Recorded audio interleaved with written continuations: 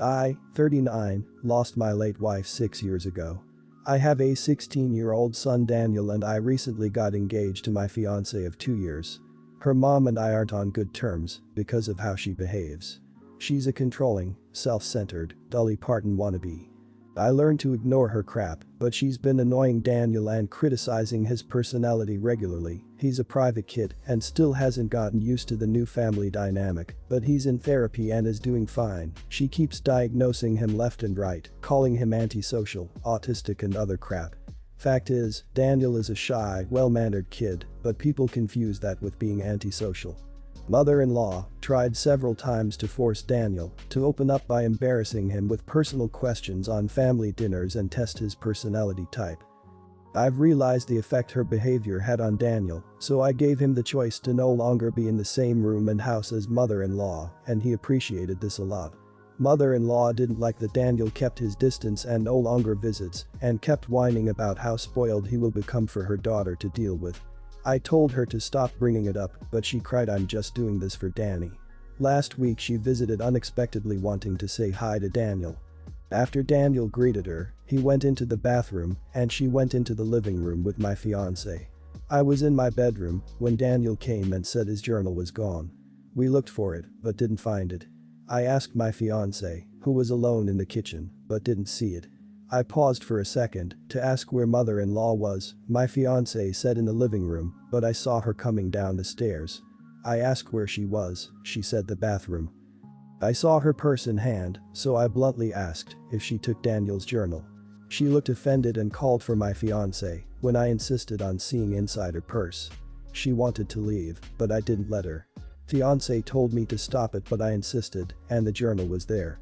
Mother-in-law tried to explain this was her only chance to get to know Daniel better because she cares about him. I blew up at her and berated her for stealing from my son and told her she's banned from my house for the stunt she pulled. She argued with me then left. My fiancé apologized for her but said banning her from the house was over the top. It backlashed and father-in-law argued and hoped his daughter realizes how freaking abusive I am and call off the wedding for refusing to apologize to mother-in-law. Fiancé said her family won't come to the wedding till I reconcile with her mom and cancel the ban, but I won't let my son be disrespected in his own house and asked my fiancé to understand. I'm refusing to reconcile, but am aware this could ruin my relationship with all my in-laws, not just mother-in-law, and my fiancé thinks I'm selfish to cause drama. Not the idiot. But you realize that your fiancé is putting her desire to not want an argument with her family above your son's well-being, right? She should have been standing up for your son against her mother for all her prior behavior already, but the fact that she's actively choosing to basically side with her mother on this by not defending your son is abhorrent. Do you really want to be with someone who would put her own comfort over your son's well-being? Do you really think your son will be able to trust your fiancé? Not the idiot, except for the part where you compare this horrible woman to the amazing and lovable Dolly. Dolly doesn't deserve that type of slander. Keep standing up for your son. If your fiancé isn't on his side in this and thinks her mother's fake tears are more important than him feeling safe in his own home, you've got more to think about than just this one situation, because I foresee the kids starting to post here before the ink is dry on the guest book. Not the idiot. And I can't tell you how deeply disturbing it is that this woman did the terrible thing of stealing an adolescent's personal journal to invade his privacy and lying about it, and most of all, that your fiancé doesn't understand why that merits the death penalty of ever entering your house again. To me, this complete moral bankruptcy is not a matter for a mere apology, let alone a second-hand apology.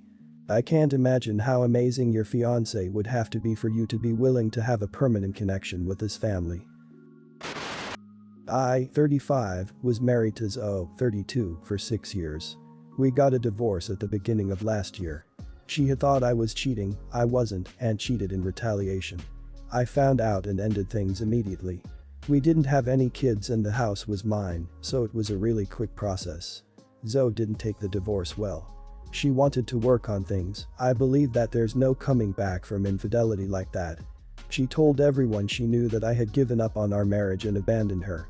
That's just a little background on the situation. My grandmother is an amazing woman who needs round-the-clock care due to her deteriorating mental state.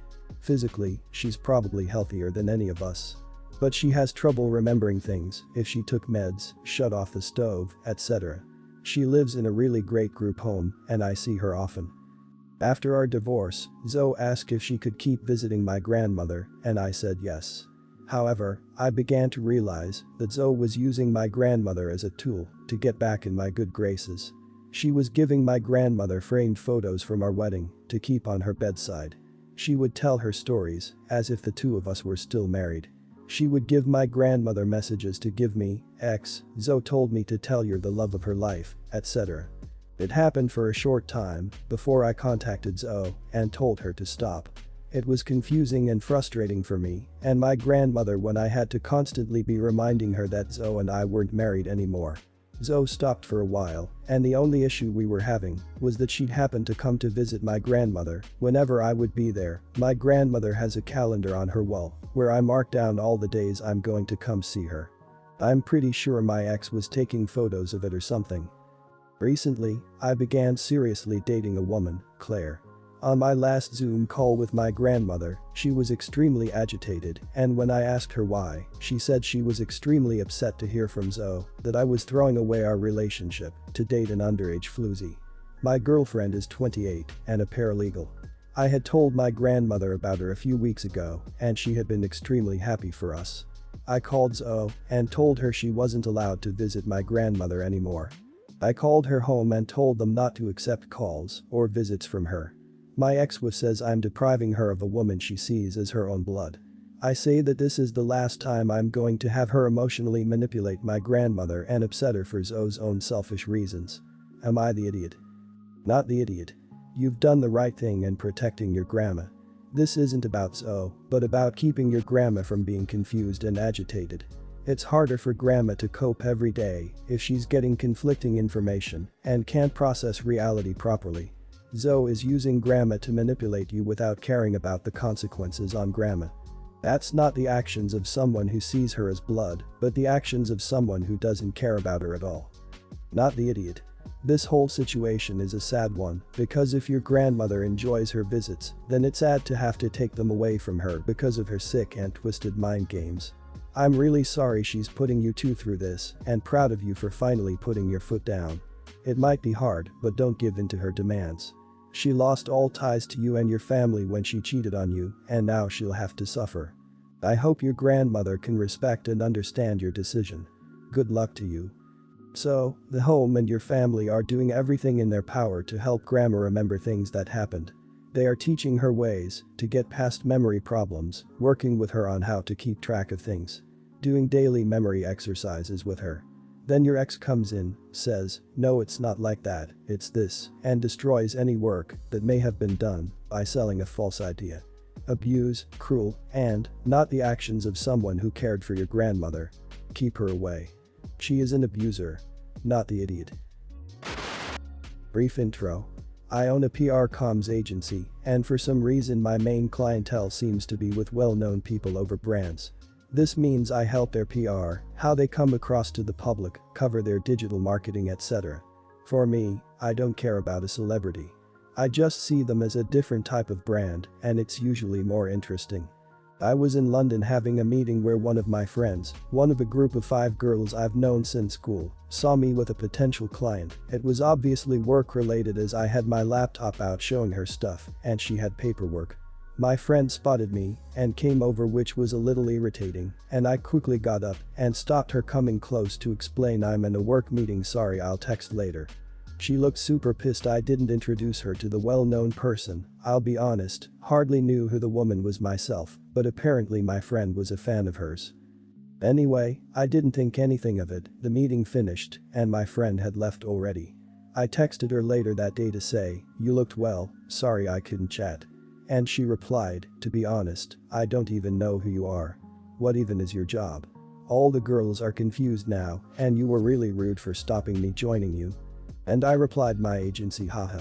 Pretty sure you know I have a PR comms agency. I can't let my friend sit in a work meeting, of course. Then got this reply, right, and you just happen to not tell us you hang out with celebrities. Why don't you include us in this? We want to be involved in your life. We'd love to meet these people. I was surprised and thought perhaps she's joking and simply went bloody non-disclosure agreements. Haha. No reply. Later that evening, one of the other girls from the group phoned me and basically had a huge go at me for lying about my job and not sharing exciting news with them and asked who else I work with. So I've obviously been whined about to the group. I replied I have non-disclosure agreements in place. I can't share that information with anyone, to which she scoffed and said, "Don't be so ridiculous, you're so up yourself, like they mean anything, and we wouldn't say anything anyway, do you not trust us?" Spoiler, they'd tell everyone. She then went on a massive rant to say what an idiot I am and how I think I'm better than the group these days.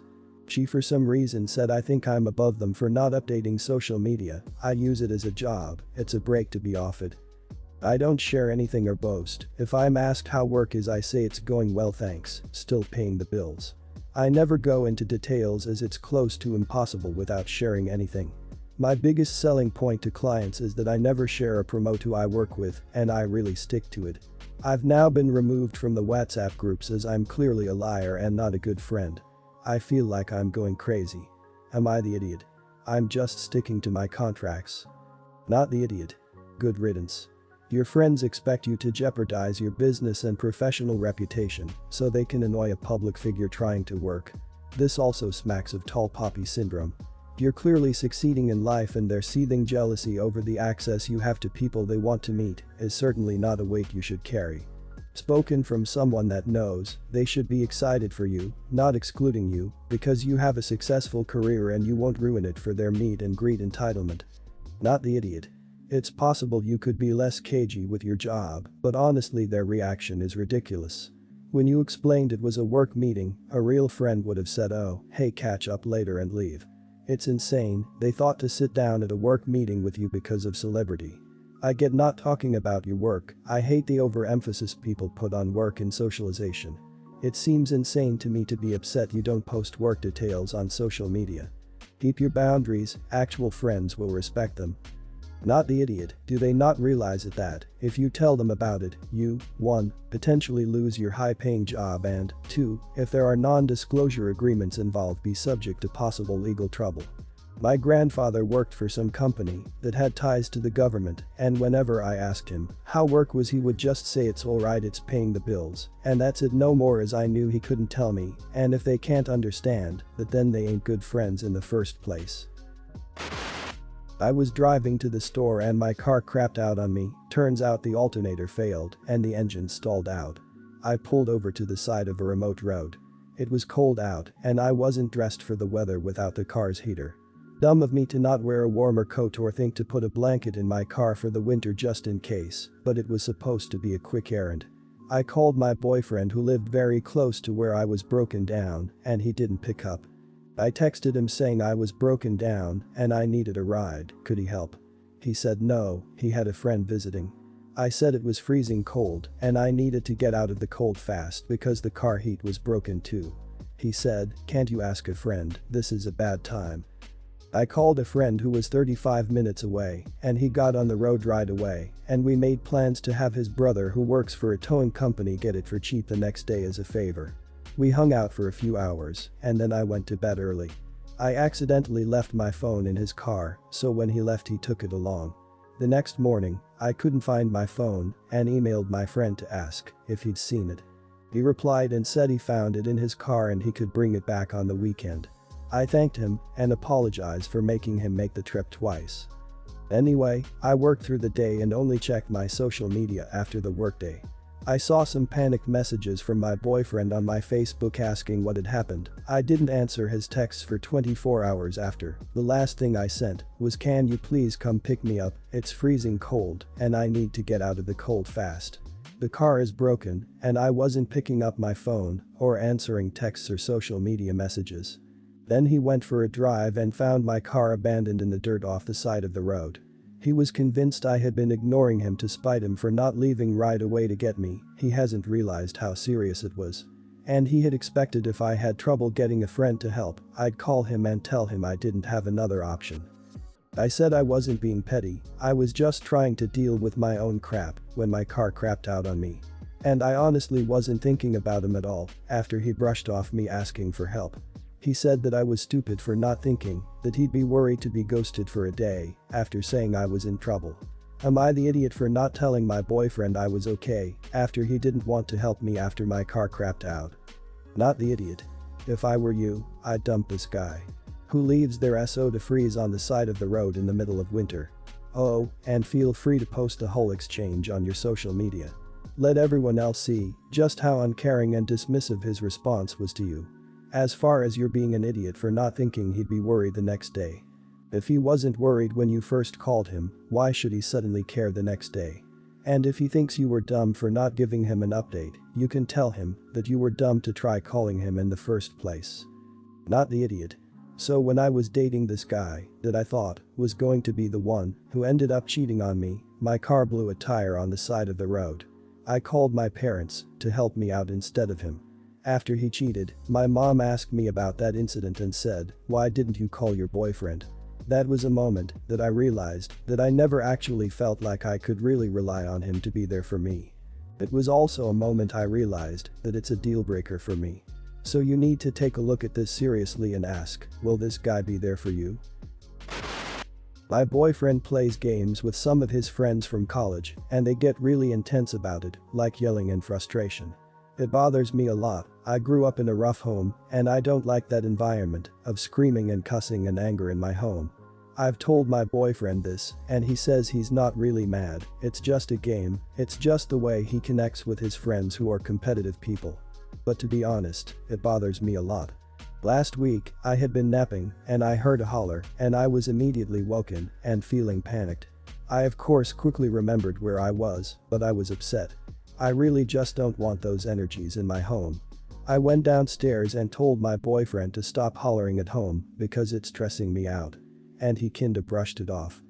Later that night, I called my friend and, as a joke, said I should just have a yell with her. And she was all for it. She went out to the woods behind her house and also grabbed her roommate on the way. It was kinda silly at first, yelling over Skype. But we kinda got into it. My friend was yelling about some crap her boss said, and her roommate and I were yelling back, "Screw that, girl, you need a new job," and stuff. It was kind of hard to keep from laughing, and we kept dissolving into giggles. It devolved into one of us shrieking like a maniac, everyone dying laughing, and then repeating. My boyfriend came upstairs at that point. He'd been sitting outside and smoking, and he asked what the hell was going on. I was like, "I'm calling my friends, thought we'd try having a scream." Seemed like a fun way to socialize. He was telling me off saying that hearing women screaming is gonna make someone worried, and I was like, oh no, I'm sure it's fine, screaming into a mic is just normal socializing, right? We talked later, and he said he didn't want me pulling that crap again because it freaked him out to hear me screaming, and I was just like, okay, so do you finally get it? I feel freaked out when you bring that energy into the house too. And he said he didn't think it was the same. He and his friends normally socialize like that. My friends and I were being crazy to make a point. I said that I had a lot of fun having a yell on the call, it felt good, and if he wanted to keep bringing that energy into the house, I'd be doing it too. But if he didn't want that kinda energy around, we could stop it together. He called me ridiculous for this, and yeah, I know it's kinda petty, but I also think I have a point. If he doesn't like me screaming in the house, he should understand I don't like him screaming in the house. Am I the idiot for having a yell while video calling my friends to try to make the point to my boyfriend that is yelling when gaming with his friends is disturbing? Not the idiot. As a guy and a gamer, I hate that. I hate when people yell at TVs, sports, video games. What it does is kick in the flight or fight switch in my brain, and because the anger isn't directed at me, there is nothing to run from and nothing to fight, so I am left there feeling unnecessarily angry and irritated because someone else wants to act like a freaking child at losing a game. Same response as when my girlfriend sees a puppy and makes that noise like we are about to crash the car into something. This is super clearly everyone's the idiot here. Him screaming into a mic is clearly a long-held way of him socializing and playing with friends. He is the idiot for not being quiet when you are sleeping, but if you can't handle his hobby, leave. You are also the idiot for responding to the fact that you don't like his hobby like a 2-year-old throwing a fit. Also, he is dead right that shrieking with no words is far more concerning as a neighbor than yelling at TVs and video games. Again, if you can't get over it and he won't stop, just leave.